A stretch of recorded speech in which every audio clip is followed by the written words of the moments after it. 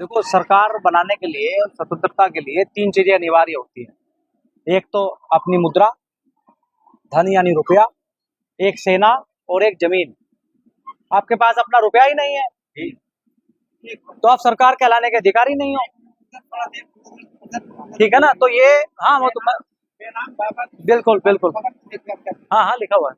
अगर कोई देश दूसरे देश में अपनी भाषा, गणित और सिक्का चला देता है तो वह देश फिर कभी उठ नहीं सकता। तो इसलिए उठ ही नहीं सकते हैं, कभी नहीं उठ सकते हैं। तो आप लोगों ने तो वो लड़ाई लड़ी है जोहार बाग के अंदर। या हिंदी और संस्कृत बोलवाने शहीद का दर्जा मिलना चाहिए था सर। हाँ, शहीद का दर्जा मिलना चाहिए था। शहीद का दर्जा? कितना अत्याचार हुआ है, आप शहीद का दर्जे की बात कर रहे हो? इनको तो चोर बता रहे हैं हमको तो ये। लेकिन देश के ये हीरो हैं, देश के लिए इन्होंने लड़ाई लड़ी है। ये शहीद भी है, स्वतंत्रता सेनानी है ये। लेकिन इनको वैल्यू पैसे से नहीं आकी जा सकती है। इनको सच्ची श्रद्धांजलि जो इन्होंने काम किया है, हम सब की ये जिम्मेदारी बनती है। अब भैया एक मिनट बाबू जी, हम सब की ये जिम्मेदारी बनती है कि जो आंदोलन इन्होंने किया था जवाहर बाग में, और जो वहां लोग ने अपनी जान की बाजी लगा दी सच्चाई के लिए, सिद्धांत के लिए, देश के लोगों के लिए, ऐसे देश के लोगों के लिए जिनको मालूम भी नहीं है कि तुम्हारे लिए कोई लड़ रहा है, क्यों लड़ रहा है, उनको आज तक भी ये मालूम नहीं है। तो हमारी जिम्मेदारी बनती है कि हम उन तक वो बात पहुंचाएं। और इनको जब श्रद्धांजलि तभी मिल पाएगी, जो लोग वहां शहीद हुए, जिनकी आंख चली गई, जिनको गोली लगी है, भाई साहब बैठे हैं, उनको श्रद्धांजलि तभी मिल पाएगी जब उस सिद्धांत को हम लागू करवा पाए, उसको हम उस लड़ाई को पार ले जाए, तभी उनको सच्ची श्रद्धांजलि है, तभी ये बात कुछ बन पाएगी। उसी बात को लागू करने के लिए इस क्रम में आज ये जो मीटिंग, यहाँ पूरे जिलेवार मीटिंग चल रही है। एक बार प्रयास किया था उन्होंने, प्रयास किया था, तो फिर अब हमारा प्रयास होना चाहिए। अपने तौर तरीकों को हमको देख करके चलना पड़ेगा कि जो गलती हमसे पहले हुई अब दोबारा ना हो, क्योंकि इसमें कोई जनहानि नहीं होनी है, एक खून की एक बूंद भी नहीं गिरनी है। हमको क्या करना है, ये लड़ाई समझ की है, ज्ञान की है, सत्य की है। सत्य हमारे पक्ष में है और सत्य में 1000 हाथियों के बराबर बल होता है। उसको कोई नहीं हरा सकता। विचलित तो कर सकता है, लेकिन सत्य कभी पराजित नहीं हो सकता है। और अब वो समय आ रहा है कि हम इस लड़ाई को ना सिर्फ जीतेंगे, बल्कि ये पूरा का पूरा तंत्र जो अंग्रेजों ने खड़ा किया था भारत को लूटने के लिए, गुलाम बनाने के लिए, इसको हम उखाड़ फेंकेंगे। बस इसमें थोड़ा क्या है कि धैर्य रखना है, क्योंकि आंदोलन कभी भी तब तक सफल नहीं होते, और एक मुद्दे से कभी भी कोई आंदोलन सफल नहीं हो सकता, क्योंकि समस्याएं सारी हैं। बेरोजगारी की समस्या है, इसलिए सारे मुद्दे लिए गए हैं जनता संचार मोर्चा के इस अभियान में कि जल, जंगल, जमीन और जानवर पर निर्णय लेने का अधिकार स्थानीय लोगों का हो। शिक्षा, स्वास्थ्य, न्याय, राजनीति, खेती और धर्म से पूंजीवाद का खात्मा हो। क्योंकि अब ये लड़ाई उससे भी आगे जा चुकी है, उन्होंने पूरा कंट्रोल कर लिया है दुनिया के ऊपर। उन्होंने पूरी दुनिया के ऊपर कंट्रोल कैसे कर लिया है? आपके पास तो अपनी खेती के बीज बचे नहीं है, लेकिन बिल गेट्स ने स्वेलवार्ड सीड बोर्ड जो है वो बना रखी है। मैंने जो कौन सा वो एक शायद देश के अंदर, वहां सारी दुनिया के नॉर्वे में स्वेलबोर्ड सीड वोल्ट तिजोरी बना रखी है, जो बर्फ में रहती है। पूरा फंड जो है उसको दे करके सारी दुनिया के देसी बीज वहां संचित कर रखे हैं। आपके पास बीज नहीं है, हम कंपनी से बीज लेते हैं, और बीज जो है वो हाइब्रिड है या जेनेटिकली मॉडिफाइड है। उसको जो है समय समय पर खाद, पानी, बीमारी की दवा देनी पड़ती है। और ब्राजील सरकार ने रिपोर्ट दी है कि भाई जो उस बीज को खाएगा उसके बच्चे नपुंसक और बांझ हो जाएंगे। वही हो रहा है, सरकार ने इसको परमिशन दे रखी है। तो इसका ऐसा लगता है कि सरकार जब ऐसी वाहियात चीजों के लिए परमिशन देती है, तो आपको क्या लगता है? आपको तो लगता ही है, देश की जनता को हम ये कहना चाहते हैं कि वो दूसरी ताकतों की एजेंट की तरह यहाँ काम कर रही है, टैक्स का पैसा हमसे ले रही है। पशुओं का बीज हमारे पास नहीं छोड़ा है कि नहीं है, खेत का बीज हमारे पास नहीं, मनुष्य का बीज अब खत्म हो गया, IVF सेंटर आ रहे हैं। तो हमको इस लड़ाई को लड़ना पड़ेगा अपने खेत से, गांव से, घर से, क्योंकि हमको उनका बीज नहीं चाहिए। हम देसी बीज लाएंगे। अगर एक भी व्यक्ति देसी बीज ले आएगा गांव में, तो देसी बीज की एक खासियत है कि उत्पादन उसका ज्यादा है। आप लोग तो जानते हैं, पहले 5-5 फसल करते थे, एक सिंगल फसल नहीं करते थे। अगर गेहूं बोते थे तो 5, उसके साथ मेथी भी होती थी, उसके साथ चना भी होता था, उसके साथ मटरा भी होता था नहीं, उसके साथ सरसों भी होती थी। तो 5-5 फसल करते थे। किसान स्वावलंबी था, खर्चा 1 रुपए का नहीं करता था अपनी खेती में, क्योंकि बीज घर का, पशु वो रखता था, खाद घर का, बैल से खेती करता था, डीजल पेट्रोल 1 रुपए का नहीं लगता था। लेकिन ये जो डीजल पेट्रोल जो है वो भी उसी का जो इस दुनिया को चला रहे हैं, जो सरकारों को अपनी जेब में रखे हुए हैं, उन्हीं लोगों का डीजल पेट्रोल की कंपनियां हैं। आपको लगता होगा अडानी अंबानी कंपनी, नहीं, उन्हीं लोगों की है डीजल पेट्रोल की कंपनी, सब कंपनी उन्हीं की है। और जो शिक्षक, जरूरत नहीं, जा रही है आवाज पीछे तक, सुनाई दे रहा है, अब तो थोड़ा ही रहेगा। तो ये जो शिक्षा का पूरा तंत्र है, ये पूरा का पूरा तंत्र जो डिजाइनिंग करी हुई है एजुकेशन की, एंड्रयू कार्नेगी यूनिवर्सिटी जो है अमेरिका में, और मैसाचुसेट्स इंस्टीट्यूट ऑफ टेक्नोलॉजी, और जो ये 18 संस्थाएं हैं, world bank, IMF, UNESCO, WHO, है ना, तो ये वर्ल्ड जो है ICDS की जो स्कीम चलती है दुनिया के अंदर, ये जो 18 संस्थाएं हैं जो पूरी दुनिया को अपने कंट्रोल में रखी हुई है, इनके मालिक भी वही हैं जो बैंकों के मालिक हैं, जिन्होंने बैंक पूरी दुनिया में स्थापित कर रखे हैं। क्योंकि पूरी दुनिया के बैंकों की जो रेगुलेटरी बॉडी है, जैसे भारत में जो रेगुलेटरी बॉडी है ना बैंकों की, वो है, जैसे बैंकों की रेगुलेटरी बॉडी BIS है, सॉरी भारत में RBI है, ऐसे ही सारी दुनिया के सेंट्रल बैंकों की जो रेगुलेटरी बॉडी है वो BIS है, bank of international settlement. Hindustan की, दुनिया की, वो इंग्लैंड में है, और उसका मालिक कौन है? रोथस्चाइल्ड फाउंडेशन, रोथस्चाइल्ड उसका मालिक है। सारी दुनिया का जो सिलेबस डिजाइन करता है, चाहे वो कार हो, चाहे गाड़ी हो, चाहे तेल हो, चाहे आप दवा खाते हो, चाहे खेत की दवा हो, चाहे मनुष्य की, पशु की, सबकी दवाओं को, सिलेबस को, सारे NGOs को, WHO को और सरकारों को, तेल को, उन सबका मालिक एक ही है, रॉकफेलर फाउंडेशन। तो भाई ये जो लड़ाई है जिसको आप लोगों ने शुरू किया था, ये लड़ाई अब लड़ी जाएगी अपने घर से, उनकी चीजों का बहिष्कार करके। हम रात दिन कंपनियों के लिए मजबूत कर रहे हैं, हम सुबह से लेकर शाम तक कंपनियों के लिए कमाते हैं, और कंपनियों में एक छोटा सा हिस्सा हमारे देश के लोगों को मिलता है, बाकी सारा पैसा उनको जा रहा है, इसलिए हम गरीब होते जा रहे हैं। ये व्यवस्था ऐसे ही चलती रहेगी। हमको अपनी स्वावलंबी व्यवस्था, क्योंकि जब अगर हम स्वतंत्रता की बात कर रहे हैं, तो स्वतंत्रता की बात करते करते जो स्वराज्य की जो बात है, स्वराज का क्या अर्थ है? अपना राज। अपना राज क्या कोई मुझे गुलाम बना सकता है? नहीं बना सकता।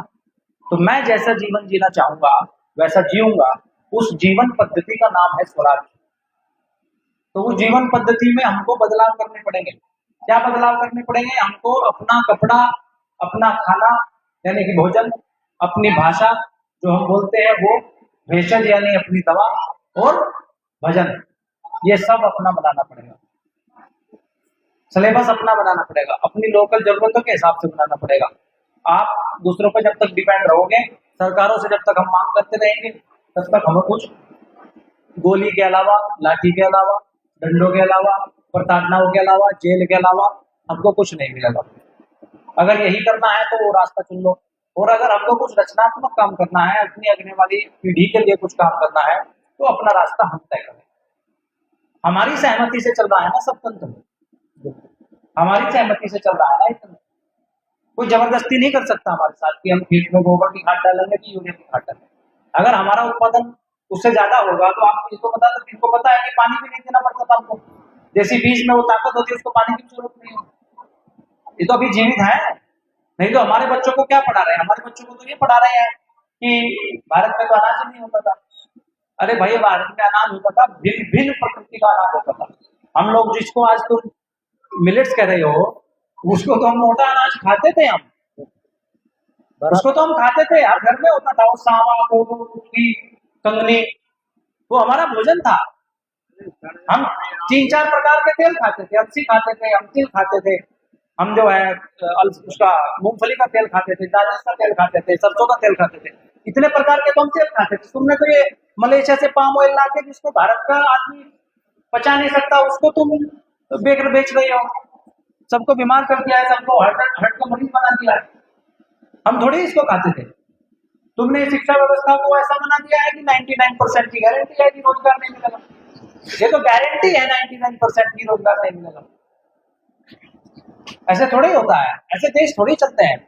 अर्थव्यवस्था को आपने ऐसा बना दिया है कि हर व्यक्ति कर्जदार है, चाहे वो व्यापार करता हो, चाहे बिजनेस करता हो, चाहे खेती करता हो, चाहे मजदूरी करता हो। नहीं हो तो आप बता दो। तो ये कैसी नीति बन रही है देश के अंदर? ये हमको विकास की ओर ले जा रही है कि पतन की ओर, विनाश की ओर ले जा रही है? एक विकास नाम के मुखौटा पहन करके हमारा विनाश करते जा रहा है। हम हमारी मौन सहमति है उसमें। तो अब वो समय आ गया है कि हम अपनी मौन सहमति ना दे करके अपने को बनाएंगे, क्योंकि गांव के लोग हैं भाई, हम तो गांव के लोग हैं। गांव के लोग हैं तो गांव के पास तो संसाधन मौजूद है। क्या क्या संसाधन है गांव के पास? जल, जंगल, जमीन और जानवर पर गांव के पास है। खेती जो होती है गांव में, अगर उसको हम ऑर्गेनिक करेंगे तो कोई दिक्कत नहीं, हमारा उत्पादन भी नहीं घटेगा ऑर्गेनिक फार्मिंग से, और उत्पादन हमारा अच्छा हो जाएगा कि नहीं हो जाएगा? हमारा खेती का उत्पादन अगर हम ऑर्गेनिक फार्मिंग करें तो आप बता सकते हैं, अगर देसी बीज हो उससे हम ऑर्गेनिक खेती करें तो ऑर्गेनिक खेती जो अपनी होगी देसी बीज के साथ, हमने करके देख लिया है। जैसे सरसों है, सरसों की अगर हम खेती करेंगे तो सरसों की खेती में मैंने करके देखा कि वो पानी भी देने की जरूरत नहीं पड़ी उसको, देसी बीज था, हमने लगाया और कितना उत्पादन हुआ? 1 क्विंटल से 1 बीघा में 1-1.5 क्विंटल उत्पादन हुआ उसका। मतलब हमारे यहाँ जो बीघा है वो बड़ा है, मतलब छोटा है यहाँ से, आपके यहाँ बीघा बड़ा होगा, तो वहां जो उत्पादन हुआ हमारा वो कितना हुआ? 1 एकड़ में लगभग 7-8 क्विंटल। तो जब हमारा बिना हाइब्रिड बीज के इतना उत्पादन हो रहा है तो हमको हाइब्रिड बीज लेने की जरूरत क्या है? कोई जरूरत नहीं हाइब्रिड बीज लेने की हमको, कि है जरूरत? नहीं है ना हाइब्रिड बीज लेने की। तो फिर हम क्यों ले रहे हैं? पैसा भी जा रहा है हमारा ज्यादा, और है कि नहीं है? तो मतलब आपकी जेब लगातार खाली हो रही है, फिर आपको खाद भी खरीदना है। तो हम इस व्यवस्था को बदलेंगे। देखो आपके तो वहां से तो भाई कोई नहीं बदलेगा, उनको कोई गरज नहीं पड़ी है। वो आपके बच्चे को रोजगार मिले ना मिले उनको कोई गरज नहीं पड़ी है। आप स्वस्थ रहो ना रहो उनको कोई फर्क नहीं पड़ता, बल्कि उनका धंधा तब चलता है जब आप बीमार रहो, क्योंकि वो चिकित्सा तो व्यापार है ना। अगर ये चिकित्सा विज्ञान होता तो चिकित्सा विज्ञान तो ये कहता है कि आयुर्वेद का अर्थ है आयु को बढ़ाने वाला विज्ञान। जो आयु को बढ़ाते इन्होंने तो घटा दी, जो पहले 100 साल जीता था वो 40-50 पहुंच रहा है, बड़ी बड़ी बीमारियों के कारण पहुंच रहा है, गंभीर बीमारियों से पहुंच रहा है कि नहीं पहुंच रहा है? तो इसका मतलब क्या है कि कहीं नीति ऐसी है या कहीं ऐसा तंत्र है जो आपको बीमार बनाने के लिए लगातार काम कर रहा है। तो उस कड़ी में आप सब लोग जानते ही हैं सारी बातों को। तो ये जो जनता सरकार मोर्चा का मिशन है ये वहां तक पहुंचे और हमारे घर से और रसोई से ये लड़ाई शुरू हो, और हम कंपनियों को जो पैसा दे रहे हैं उसको ना दे करके आपस में एक दूसरे को मजबूत करें, तो हम ताकतवर हो जाएंगे। हमको कहीं जाना नहीं है किसी से लड़ने के लिए। भाई हम नहीं मानते तुम्हारी, तुम तो सब फ्रॉड हो, दस्तावेज तुम्हारे पास नहीं है, कोई नीति तुम्हारे पास नहीं है, हमारे जीवन स्तर बेहतर बने उसकी तुम्हारे पास कोई योजना है नहीं, और दूर दूर तक दिखाई नहीं पड़ती है। तो ये जो व्यवस्था परिवर्तन की लड़ाई है, आप सब लोग क्रांतिकारी योद्धा हो, बर्डपुर में सिद्धार्थनगर की इस धरती में आकर के हम आज बहुत अभिभूत हुए। आप सब लोगों का हम आभारी हैं कि आप जैसे क्रांतिकारियों के बीच हमको अपनी बात रखने का अवसर मिला। करेंगे तो आप ही का सवाल है। अभी ये जो बातें मैं आपको बता रहा हूँ ये तो करो कल है, इतना अपने जीवन स्तर में सुधार करेंगे हम लोग, और एकजुट होकर के जो ये क्रांतिकारी हैं इतने, हम सब एक दूसरे को जान लें, एकजुट होकर के इस मुहिम को पूर्णता तक ले जाएंगे, क्योंकि ये लंबी लड़ाई है। अगर हम इसमें जल्दबाजी कर बैठेंगे तो फिर हानि हमारी हो जाएगी, हमारी इसमें हानि हो जाएगी। तो हमको कोई हानि इसमें नहीं करनी है, और सत्य की लड़ाई है, सत्य को इसमें जीतना है। तो आप सब लोगों के बीच हम लोग आए, ये बड़ा विशेष शहर है, मतलब बाजार है, बड़ बाजार बाबूजी बता रहे थे।